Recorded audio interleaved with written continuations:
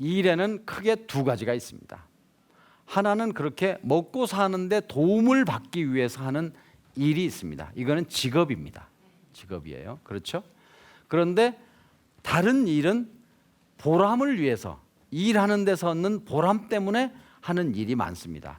이거를 많은 사람들은 봉사활동이라고 이야기를 하기도 하고, 어떤 사람은 레저 활동이라고, 취미 활동이라고 얘기를 하기도 하고, 이렇게 이름을 붙입니다. 다시 한번 말씀드리면, 돈을 벌기 위해서 일을 하는 것을 진짜 백이 직업이라는 일이 있는가 하면, 하나는 자기 만족을 위해서 하는 일이 있습니다. 또는 취미 활동으로 하는 일이 있습니다. 제가 이 두 번째 일에 대해서 정의를 해드림으로써 답을 드리고자 합니다. 두 번째 일, 취미 활동, 레저에는 두 가지가 있습니다. 하나는 제가 만든 거예요. 이게 어디 책에 나온 얘기가 아니고, 하나는 단순 취미 활동이 있습니다. 그거는 뭐냐면 자기한테는 도움이 되지만 사회에는 별로 도움이 안 되는 거. 예를 들면 등산 다니는 거예요. 본인한테는 굉장히 좋아요. 그러나 등산객이 뭐 사회에 뭐 좋은 일 한다고는 할 수가 없어요. 아, 나 등산복 샀지 않냐? 그건 등산 안 해도 사서 입을 옷이니까. 이게. 두 번째는요, 제가 사회적인 취미 활동이라고 이렇게 이름을 붙였습니다. 소셜 레저라고. 이거는 뭐냐면 나한테도 취미 활동으로 만족을 주지만 사회에도 보탬이 되는 거예요. 사회에도 보탬이 되는 거예요. 그게 뭐냐 하면, 예를 들어서 양로원에 가서 요일을 정해놓고 내가 매번 봉사활동을 간다고 하겠습니다. 그러면 그 양로원은 그분이 봉사활동을 하시기 때문에 월급을 주는 직원을 채용해서 해야 되는 비용이 줄어들겠죠. 그렇겠죠. 그런가 하면 본인은 또 만족을 지금 느낀과 동시에 본인도 언젠가는 나이 들어서 양로원에 들어갈 준비를 하는 공부가 되겠죠. 이걸 저는 사회적 레저라고 이렇게 이름을 붙였습니다. 그러면 지금 제가 다 말씀드린 것 같아요. 이게 무엇을 해야 될 것이냐. 먹고 사는데 분명히 부족할 정도까지 된다면은 돈을 벌기 위한 일을 아직도 해야죠. 나이가 관계없이. 그래서 우리나라가 지금 70에도 일을 하시는 분이 계시지 않습니까? 그러나 어느 정도 먹고 사는 문제가 기본적인 욕구가 충족돼 있다면 저는 단순 취미 활동보다는 사회적인 취미 활동을 되도록이면 개발해서 하는 게 본인의 미래를 위해서도 좋고 또 사회에 보탬이 돼서도 좋지 않느냐, 이런 이제 말씀을 드립니다. 지금 질문하신 분 본인의 말씀은 이제 또 다시 말씀드리면 이런 거예요. 방송대학에 지금 다니고 계세요. 방송대학에 다니고 계시는 거는 단순 취미 활동일까요? 아니면 사회적인 취미 활동일까요? 좀 헷갈린다, 이렇게 말씀드릴 수 있어요. 그렇죠? 그러나 이거는 이 공부라고 하는 건요, 우리가 21세기의 특징을 배울 때 우리 사회가 너무 빨리 변하고 있다 하는 걸 배웠을 겁니다. 그 사회가 너무 빨리 변하고 있는데 만약에 학교를 다니지 않고 집에서 허구한 날 다른 일만을 한다면 저는 때로는 못 따라갈 수도 있어요. 방송대학에는 그런 학과가 많이 있습니다. 세상이 달라지는 걸, 아마 문화교양학과도 제가 있는 걸로 알고 있어요. 그러니까 평소에는 별로 이렇게 쌓을 수 없었던 교양서적도 읽으면서 조금 더 격조 높은 인생을 사는 거는 무슨 뜻인가, 이런 식의 공부를 하는 거는 사실은 취미 활동 가운데서는 가장 저는 생산적인 취미 활동이라고 이렇게 생각을 합니다.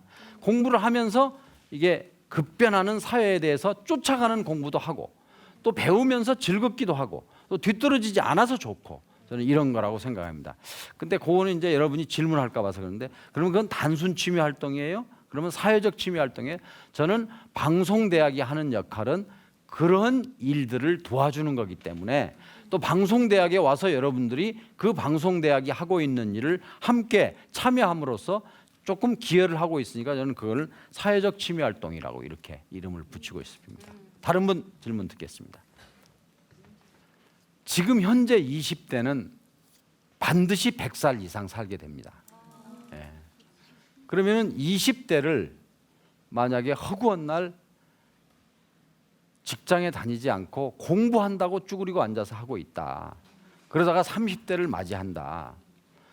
그러면 나머지 70년, 80년을 어떻게 살까? 저는 그게 고민입니다.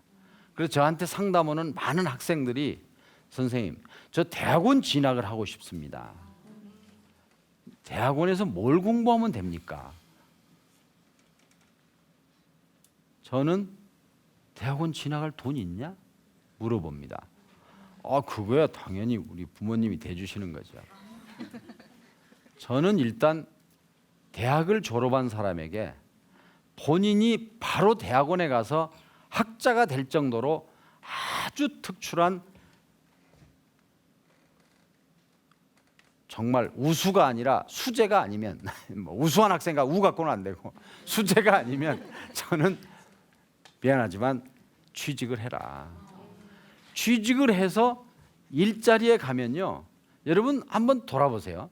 여러분이 살아온 인생을 돌아보면 학교 졸업하고 직장 들어가서 6개월 동안 밥값 하셨어요. 막말로 회사에서 배우고 다닌 거지. 회사에서 월급은 주었지만 뭐 돌아가는 우리 회사가 어떻게 돌아가?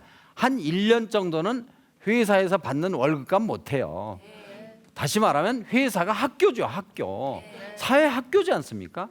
그래서 직장에 들어가서 사회 학교를 다니면서 사회에 적응하는 훈련도 하고 또 많지는 않겠지만 신입사원이 뭐 월급이야 많지는 않겠지만 또 자기가 돈을 벌어보니까 참 우리 아버지한테 용돈 싸쓰기가 미안하다 이런 생각이 들겠죠. 네? 엄마한테 용돈 달라고 할 때 내가 한 달 다니고 나서 받은 그 월급하고 엄마한테 받는 용돈하고 비교하면 내가 엄마한테 해드린 게 뭔데 이런 생각이 들지 않겠습니까?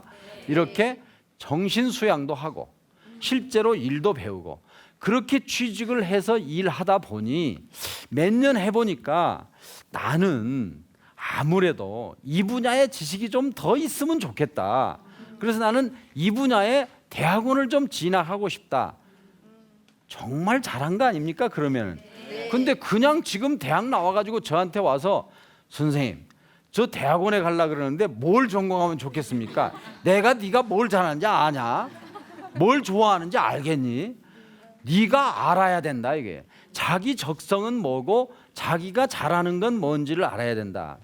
여러분 아마 다 잊어버리셨을 거예요. 좀 오래됐어요. 1968년 12월 5일 날입니다.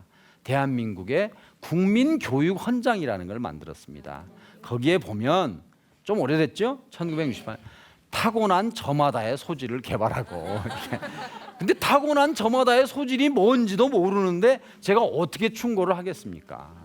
다음 분 네 말씀하십시오.